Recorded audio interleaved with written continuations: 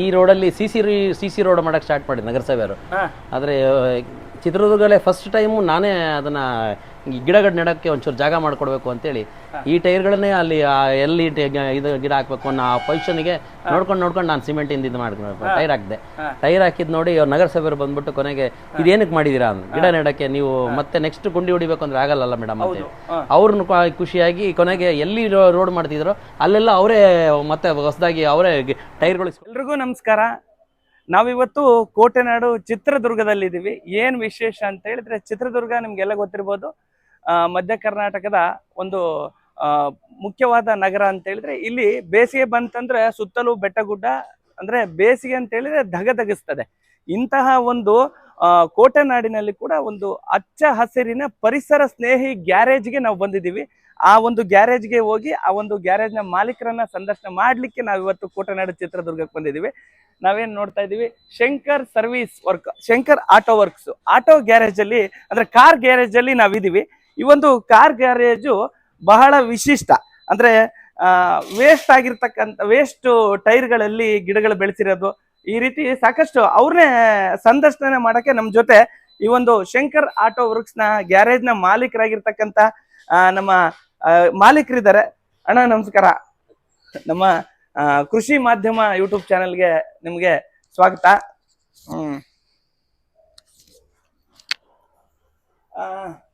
ನಾವು ಸುಮಾರು ದಿನದಿಂದ ನಿಮ್ಮನ್ನ ಸಂದರ್ಶನ ಮಾಡ್ಬೇಕು ಅಂತ ಅನ್ಕೊಂತಾ ಇದ್ವಿ.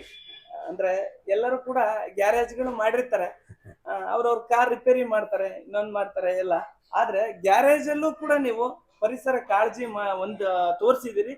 ಹಾಗೆ ಸುಮಾರು ಎಷ್ಟು ಗಿಡ ಬೆಳೆಸಿದ್ರಿ ಏನು ಅಂತೆಲ್ಲ ನಿಮ್ಮಿಂದ ನೀವೇ ತೋರ್ಸ್ಬೇಕು ಅಂತೇಳಿ ನಾನು ವೀಕ್ಷಕರ ಪರವಾಗಿ ಕೇಳ್ಕೊತಾ ಇದ್ದೀನಿ. ಬನ್ನಿ. ಖಂಡಿತ.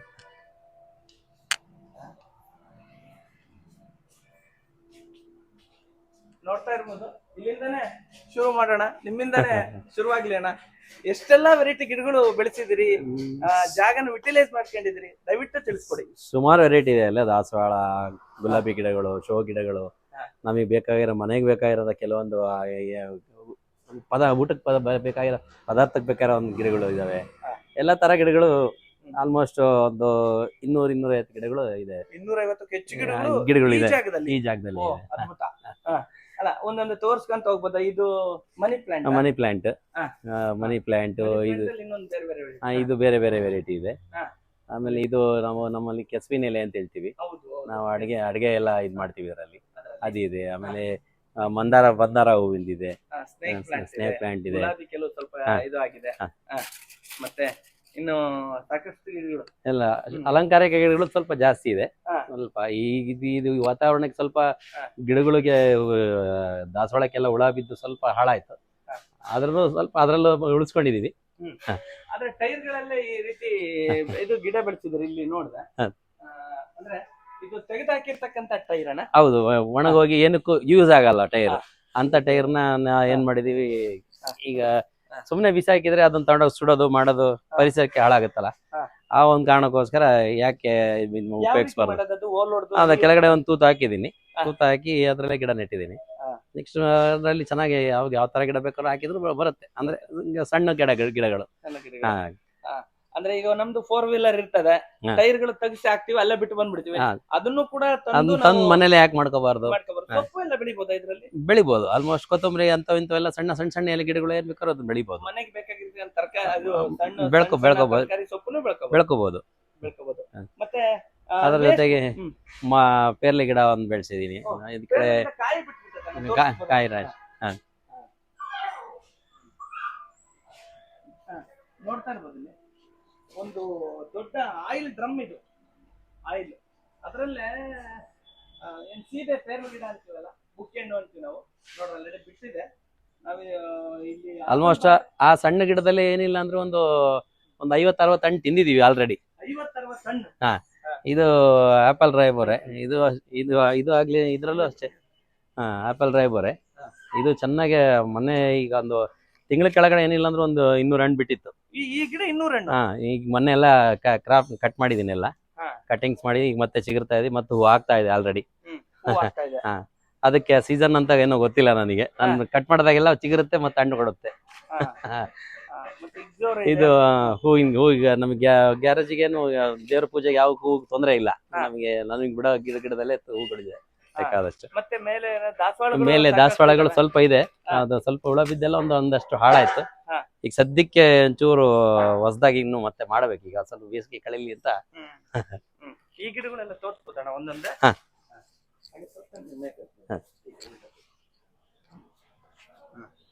ಇದೆಲ್ಲ ಶೋ ಪ್ಲಾಂಟ್ಸ್ ಎಲ್ಲ, ಇದರಲ್ಲಿ 2-3 ವೆರೈಟಿ. ಇದಂದ್ರೆ ನಾವೊಂದು ಪರಿಸರ ದಿನಾಚರಣೆ ದಿವಸ ಎಲ್ಲ ಬಂದವರಿಗೆಲ್ಲ ಒಂದೊಂದು ಗಿಡ ಕೊಟ್ಟು ಇದು ಮಾಡ್ಬೇಕು ಅಂತ ಎಲ್ಲ ಮಾಡಿದ್ವಿ. ಅದು ಸಕ್ಸಸ್ ಆಗಿದೆ ಆಲ್ರೆಡಿ.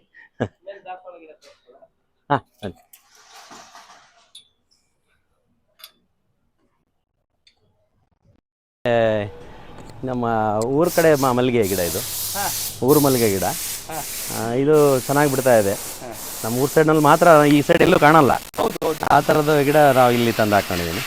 ವಿಶೇಷವಾಗಿದೆ ಇದು. ಮಲ್ಲಿಗೆ ಇದನ್ನ ಒಂದು ಮಾರಿಗೆ, ಒಂದು ಮೊಳಕ್ಕೆ ಏನಿಲ್ಲ ಅಂದ್ರೆ 200 ರೂಪಾಯಿ ಒಂದು ಹೂವಿನ ಹಾರ. ಮಂಗಳೂರು ಆ ಸೈಡ್ ಇಲ್ಲೇ ಹಾಕೊಂಡಿರ್ತಾರೆ. ಸ್ವಲ್ಪ ಇಷ್ಟ ಮಾರ ಅದನ್ನ. ಇದೇನು ಸೆಂಟಿಗೆ ಹೋಗ್ತದ? ಇಲ್ಲ, ಇದು ನಮ್ಮ ಕಡೆ ದೇವರಿಗೆ ಬಹಳ ಶ್ರೇಷ್ಠವಾದ ಹೂ ಇದು. ಆ ಕಾರಣಕ್ಕೋಸ್ಕರ ಇದನ್ನ ಬೆಳೆಸ್ತೀವಿ. ಇದನ್ನ ಹೌದು, ನೋಡಿದ್ದೀನಿ. ಅದು ದೊಡ್ಡ ಪತ್ರೆ ಗಿಡ. ಮನೆಯಲ್ಲಿ ಯಾರಿಗೆ ಕೆಮ್ಗೆ ಆದ್ರೂ ಎಲ್ಲರಿಗೂ ಉಪಯೋಗಿಸ್ತೀವಿ. ಹಾಗಾಗಿ ಇದು ಚೆನ್ನಾಗಿದೆ.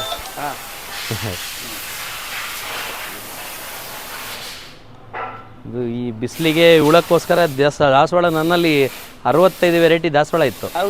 65 ವೆರೈಟಿ ಇದ್ದಿದ್ದು ಈಗ ಒಂದು 30 ವೆರೈಟಿಗೆ ಬಂದಿದೆ. ಬಿಸಿಲು ತಡ್ಕೊಳಕ್ ಆಗ್ಲಿಲ್ಲ, ಹುಳಗಳು ಭಾಳ ಆಯ್ತು. ಅಲ್ಲಿಗೂ ಅಷ್ಟು ಕಂಟ್ರೋಲ್ ಮಾಡಿ ಇಷ್ಟು ಉಳಿಸ್ಕೊಂಡಿದ್ದೀನಿ ಈಗ. ಅಣ್ಣ, ಏನಂದ್ರೆ ಗ್ಯಾರೇಜ್ ಅಂದ್ರೆ ಎಲ್ಲರೂ ಕಾರ್ ರಿಪೇರಿ ಮಾಡ್ತಾರೆ, ಮತ್ತೆ ಎಲ್ಲೋ ಊರ ಹೊರಗಡೆ ಇರ್ತಾರೆ. ಆದ್ರೆ ಈ ಒಂದು ಏನ್ ಸಮಾಚಾರ, ಅದು ವೇಸ್ಟ್ ಟೈರ್ ಅಲ್ಲಿ ಇದು ಕುತ್ಕೊಳ್ಳೋಕು ಮಾಡಿದಿರಿ. ಹೌದು, ಯಾವ ರೀತಿ ಮಾಡಿದಿರಿ ಅಂತ ಇದು ಸ್ವಲ್ಪ ಒಂದ್ಸಲಿ ಎಲ್ಲೋ ಯೂಟ್ಯೂಬ್ ನಲ್ಲಿ ಒಂದ್ಸಲಿ ನೋಡಿದ್ದೆ. ನೋಡೋಣ ಅಂತ ನಾವು ಒಂದು ಪ್ರಯತ್ನ ಮಾಡಿ ಇದು ಮಾಡಿದ್ವಿ. ಕಸ್ಟಮರ್ ಬಂದಾರೆಲ್ಲ ನಮ್ಗೊಂದು ಮಾಡ್ಕೊಡ್ರಿ, ನಮ್ಗೊಂದು ಮಾಡ್ಕೊಡ್ರಿ ಅಂತ. ಇಲ್ಲ, ನನಗೆ ಈ ಕೆಲಸ ಮಾಡಕ್ಕೆ ಪುರ್ಸೊತ್ ಆಗ್ತಿಲ್ಲ, ಇದನ್ನ ಮಾಡ್ಕೊಡೋದು ಅಂತೇಳಿ ಎಲ್ಲ ಡ್ರಿಲ್ಲಿಂಗ್ ನಲ್ಲಿ ಹೋಲ್ ಹಾಕಿ ಒಂದು ಬೋಲ್ಟ್ ನೆಟ್ ಹಾಕಿ ಕರೆಕ್ಟ್ ಆಗಿ ಇದು ಮಾಡಿ ಫಿಟ್ ಮಾಡ್ಬಿಟ್ಟಿದ್ವಿ. ಇಲ್ಲಾಂದ್ರೆ ಒನ್ ಟೈರ್ ಆ ಕಡೆ ಒನ್ ಟೈರ್ ಈ ಕಡೆ ಹೋಗುತ್ತೆ. ಹಾಗಾಗಿ ಬೋಲ್ಟ್ ನೆಟ್ ಹಾಕಿ ಫಿಟ್ ಮಾಡಿದ್ವಿ. ನಾವು ಅದ್ರ ಮೇಲೆ ಕುತ್ಕೊಂಡೆ ಸ್ವಲ್ಪ ಮಾತಾಡೋಣ. ಅಣ್ಣ, ಈಗ ಅಂದ್ರೆ ಗ್ಯಾರೇಜ್ ನಲ್ಲಿ ನಿಮಗೆ ಈ ರೀತಿ ಗಿಡಗಳು ಬೆಳೆಸ್ಬೇಕನ್ನೋ ಆಸಕ್ತಿ ಯಾವಾಗಿಂದ? ಇಲ್ಲ, ನಾನು ಚಿಕ್ಕದಿಂದನೂ ಗಿಡಗಳು ಅಂದ್ರೆ ಬಹಳ ಇಷ್ಟ. ನನ್ಗೆ ಗಿಡಗಳು, ನಾಯಿ, ಪ್ರಾಣಿಗಳು ಬಹಳ ಇಷ್ಟ ನನಗೆ. ಅದು ಮೊದಲಿಂದ ನಮ್ಮ ತಂದೆ, ನಮ್ಮ ತಾಯಿಯಿಂದನೂ ಎಲ್ಲ ಬೆಳೆಸಿರೋದ್ರಿಂದ ನನಗೆ ಅದು ಬಹಳನೇ ಇಂಟ್ರೆಸ್ಟ್ ಬಂತು.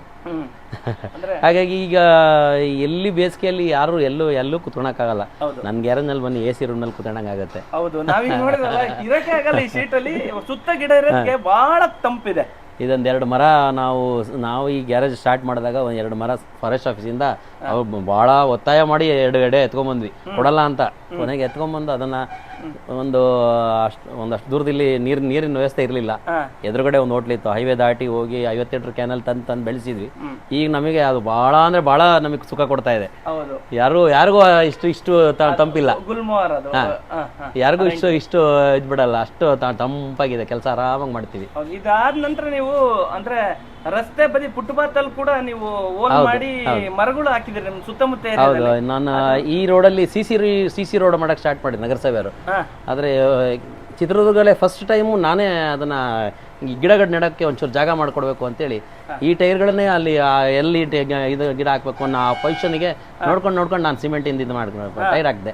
ಟೈರ್ ಹಾಕಿದ್ ನೋಡಿ ಅವ್ರು ನಗರಸಭೆಯವರು ಬಂದ್ಬಿಟ್ಟು ಕೊನೆಗೆ ಇದೇನಕ್ಕೆ ಮಾಡಿದೀರಾ ಅಂತ, ಗಿಡ ನೆಡಕ್ಕೆ ನೀವು ಮತ್ತೆ ನೆಕ್ಸ್ಟ್ ಗುಂಡಿ ಹೊಡಿಬೇಕು ಅಂದ್ರೆ ಆಗಲ್ಲ ಮೇಡಮ್ ಅಂತ.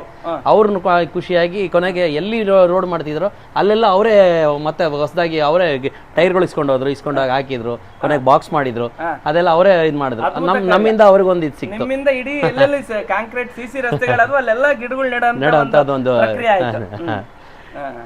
ಈಗ ಮತ್ತೆ ನೀವೊಂದು ಪಾರ್ಕ್ ಅನ್ನೇ ಅಭಿವೃದ್ಧಿ ಮಾಡಿದ್ರಂತ ನಾನು ನೋಡಿದ್ದೆ. ನಾನು ನಿಮ್ ಮನೆ ಇರ್ತಕ್ಕಂತ ಸರ್ಕಾರಿ ಮನೆ ಹೌದು, ನಮ್ಮ ಲೇಔಟ್ ಪಾರ್ಕ್. ಅದ್ರಲ್ಲಿ ಏನು ಬೆಳೆಯಕ್ಕೆ ಬರ್ತಿರ್ಲಿಲ್ಲ, ಆ ತರ ಬರೀ ಬಂಡೆ ಕಲ್ಲುಗಳು ರಾಶಿಗಳು ತುಂಬಿಕೊಂಡಿತ್ತು.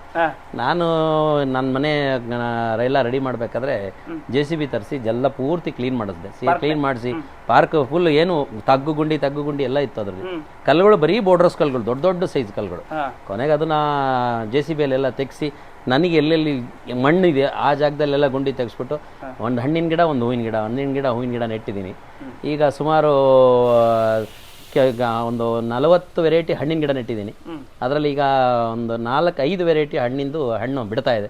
ಮಾವು ಒಳ್ಳೆ ಸೈಜ್ ಬಂದಿದೆ, ಖುಷಿ ಆಗುತ್ತೆ ನಾನು ಬೆಳೆದಿರೋದಲ್ಲ ಅಂತೇಳಿ. ಹೌದೌದು, ನಾವು ಬೆಳೆದ ನಾವು ತಿನ್ನೋದ್ರ ಮಜಾ ಮತ್ತು ಆತ್ಮತೃಪ್ತಿ ಐತಲ್ಲ, ಅದೆಲ್ಲೂ ಸಿಗಲ್ಲ. ಈಗ ಮಾವಿನ ಮರದಲ್ಲಿ ಕಮ್ಮಿ ಅಂದ್ರೆ ಒಂದು 30 ಹಣ್ಣು ಬಿಟ್ಟಿದೆ ಆಲ್ರೆಡಿ, ಕಾಯಾಗಿದೆ.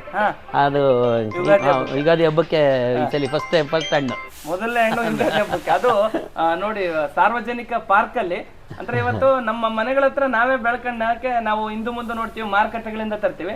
ಆದ್ರೆ ಅವ್ರದ್ದು ಜಾಗ ಇಲ್ಲ ಅಂತ ಅವ್ರು ಹೇಳಲಿಲ್ಲ, ಇರೋ ಜಾಗದಲ್ಲಿ ಯುಟಿಲೈಸ್ ಮಾಡ್ಕೊಂಡ್ರು. ಅಂದ್ರೆ ಇರುವ ಜಾಗವನ್ನೇ ಅವರು ಸದ್ಬಳಕೆ ಮಾಡ್ಕೊಂಡು ಇಲ್ಲಿ 250ಕ್ಕೂ ಹೆಚ್ಚು ಗಿಡ ಮಾಡಿದ್ದಾರೆ. ಮತ್ತು ಅವ್ರದ್ದು ಜಮೀನಿಲ್ಲ, ಆದ್ರೆ ಅವ್ರ ಮನೆ ಇರ್ತಕ್ಕಂಥ ಸರ್ಕಾರಿ ಲೇಔಟ್ ಪಾರ್ಕ್ ಏನೈತೆ, ಆ ಪಾರ್ಕನ್ನೇ ಅವರು ದತ್ತು ತಗೊಂಡು ಅಲ್ಲಿ 100 ಗಿಡಗಳು ಬೆಳೆಸಿದ್ದಾರೆ.